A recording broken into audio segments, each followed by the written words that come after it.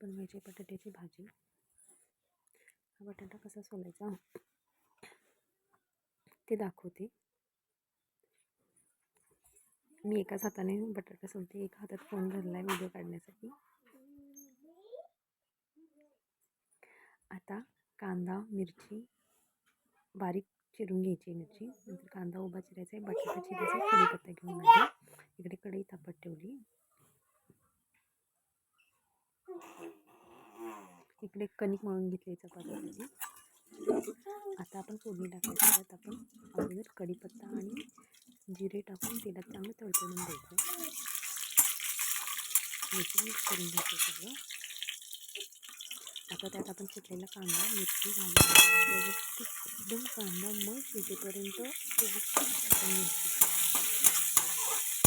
Special कांदा भाजण्यासाठी जास्त video केला आहे का तर तुम्हाला कळावं की कांदा कितपत भाजला पाहिजे बटाट्याची भाजी नाही तर ते असं कचकच करतो. आता तुम्ही बघू शकता की कांदा किती व्यवस्थित भाजलेला आहे. त्याच्यामध्ये आता आपल्या घरात जो अवेलेबल असेल तो, असं नाही की आपल्याला स्पेशलच मसाला पाहिजे, जो आहे कुठलाही मसाला अवेलेबल असेल तो आपण घालायचा.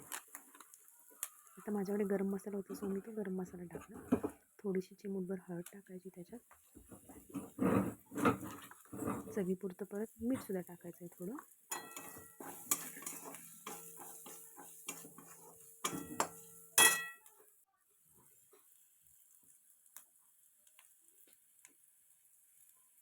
हे सगळे मसाले एकजीव झाले पाहिजेत. त्यासाठी थोडा वेळ भाजून घ्यायचं. लगेच आपण त्यात बटाटा ॲड करायचं नाही.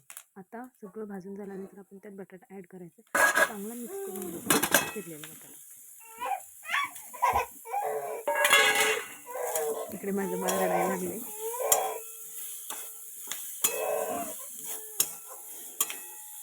चांगला एकजीव करून व्यवस्थित परतून घ्यायचं आहे, जेणेकरून एकदम एवढे पीस प्रत्येक बटाट्याला मसाला लागला पाहिजे. तर थोडंसं पाणी ओतायचं आहे, कारण नुसती भाजी अशी ड्राय पडते. थोडं पाणी ओतल्याने ग्रेव्ही जरा नसते तशी ग्रेव्ही तयार होते.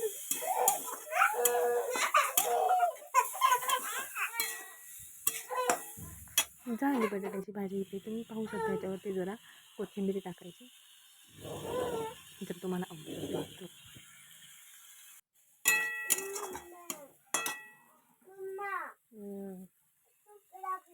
आता बघू शकता बटाट्याची भाजी किती छान तयार झालेली. तुम्ही एकदा ट्राय करून बघा, घरातल्यांना नक्की आवडेल. आपण एकदम घरगुती पद्धतीने एकदम साध्या सोप्या पद्धतीने भाजी तयार केलेली आहे. Thanks for watching. धन्यवाद.